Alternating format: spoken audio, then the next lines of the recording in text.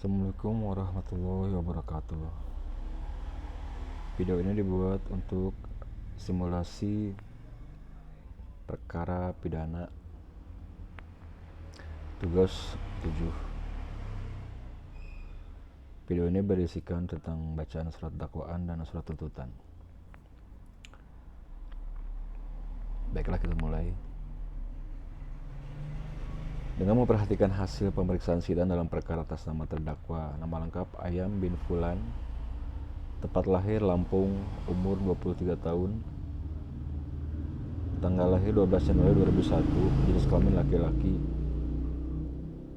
kewarganegaraan Indonesia, tempat tinggal Jalan Melati nomor 45 RT 1 RW 2 Desa Sukahaji, Kecamatan Sukaluyu, Bandar Lampung, agama Islam, pekerjaan mahasiswa, pendidikan mahasiswa program studi Bahasa Sanskerta Fakultas Ilmu Pengetahuan Budaya Universitas Bumi. Berdasarkan surat penetapan hakim atau majelis hakim pada Pengadilan Negeri Lampung nomor PDM strip 45 garis miring 2 Romawi garis miring 2024 garis miring PN Bandar Lampung, bahwa terdakwa dihadapkan ke depan persidangan dengan dakwaan sebagai berikut. 1. Dakwaan primer. Bahwa terdakwa Ayam bin Fulan pada hari Selasa tanggal 2 Februari 2024 sekitar pukul 21.00 WIB atau setidak-tidaknya pada suatu waktu dalam bulan Februari tahun 2024 bertempat di kosan Mawar 11 Jalan Permai RT 10 RW 11 Desa Purbasari Kecamatan Sukaluyu Bandar Lampung, atau setidak-tidaknya pada suatu tempat yang masih termasuk dalam daerah hukum Pengadilan Negeri Bandar Lampung yang berwenang memeriksa dan mengadili terdakwa Ayam bin Fulan, dipidana sebagai pembuat sesuatu perbuatan pidana yang mereka lakukan dengan sengaja dan dengan rencana terlebih dahulu merampas nyawa orang lain dengan pidana penjara, pidana mati atau pidana penjara seumur hidup atau selama waktu tertentu paling lama 20 tahun.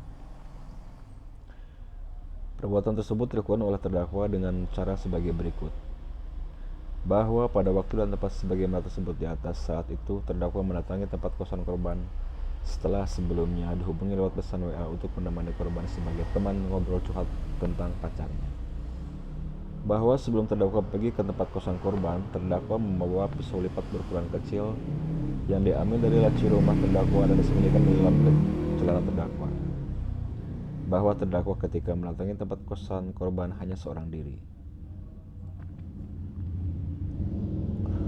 Bahwa terdakwa berdalih bahwa pada saat terdakwa berkunjung ke rumah korban, kondisi mental terdakwa sedang tidak baik dikarenakan kondisi keuangan terdakwa yang sedang terlilit hutang pinjol. Selanjutnya, pada saat terdakwa dan korban berbincang-bincang di dalam tempat kosan korban, ada percekcokan karena kesalahpahaman beda pendapat antara terdakwa dan korban. Akibat dari percekcokan tersebut, terdakwa menikam dada korban. Setelah terdakwa menikam dada korban, korban sempat melawan terdakwa dengan menggigit tangan terdakwa. Selanjutnya, terdakwa menikam leher korban. Bahwa setelah korban melihat korban tidak bernyawa, selanjutnya terdakwa membungkus korban dengan spray dan plastik. Bahwa setelah terdakwa membunuh korban, terdakwa mengambil barang milik korban yang berupa laptop merek Asus, dompet korban, dan HP Xiaomi milik korban. Bahwa rekaman CCTV pada saat malam tanggal 2 Februari 2024 jam 21.00 sampai dengan 23.00 di tempat kosan korban yang beralamat di kosan Mawar 11 Jalan Permai RT 10 RW 11 Desa Purbasari Kecamatan Sukaluyu Bandar Lampung menunjukkan aktivitas terdakwa masuk dan keluar dari area kosan korban. Bahwa terdakwa tersebut di atas sebagaimana diatur dan diancam pidana dalam pasal 340 Kitab Undang-Undang Hukum Pidana KUHP.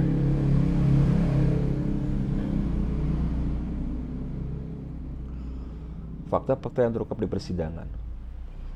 Berdasarkan hasil pemeriksaan di persidangan, baik dari keterangan saksi, ahli, terdakwa, alat bukti surat, dan barang bukti, diperoleh fakta hukum sebagai berikut.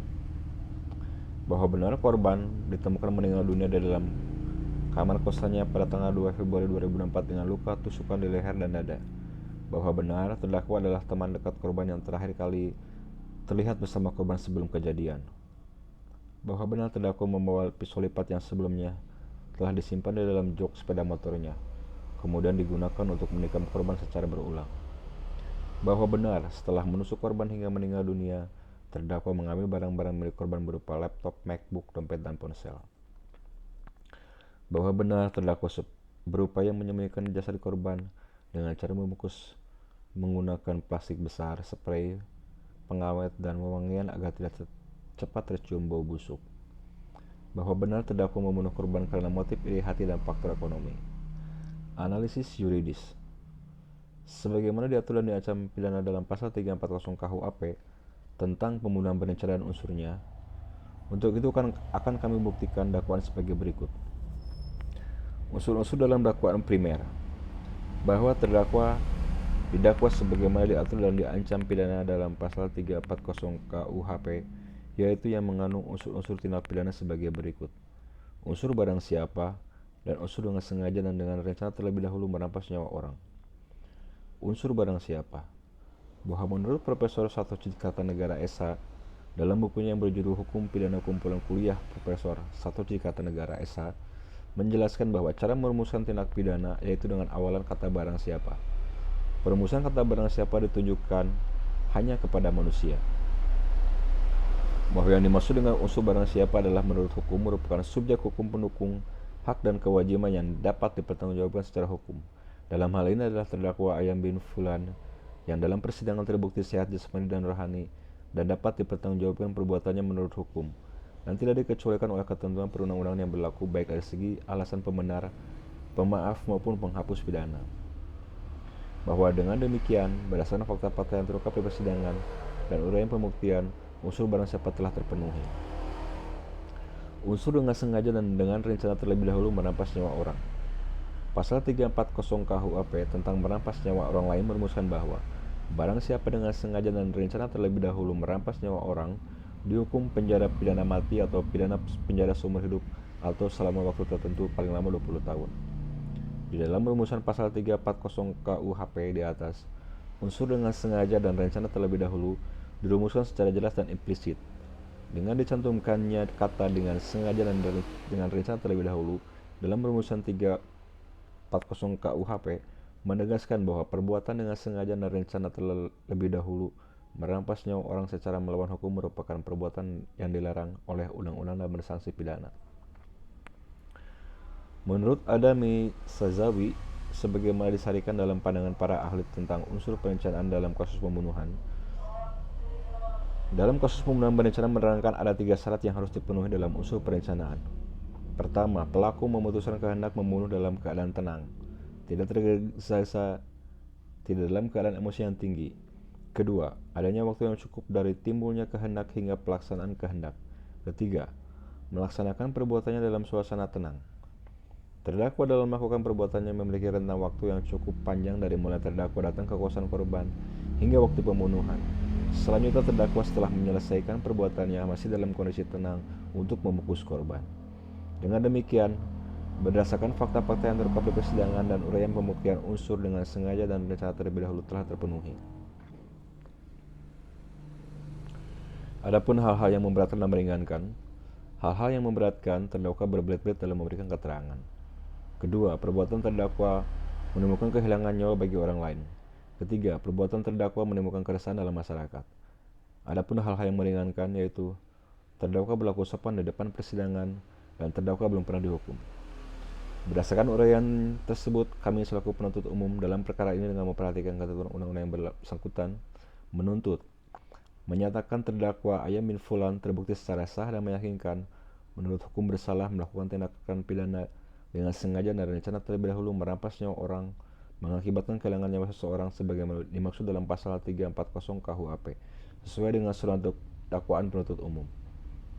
2. Menyatakan terdakwa Ayam bin Fulan terbukti secara sah dan meyakinkan menurut hukum bersalah melakukan tindakan pidana mengambil barang sesuatu yang seluruhnya atau sebagian kepunyaan orang lain dengan maksud untuk dimiliki secara melawan hukum sebagaimana dimaksud dalam pasal 362 KUHP sesuai dengan surat dakwaan penuntut umum.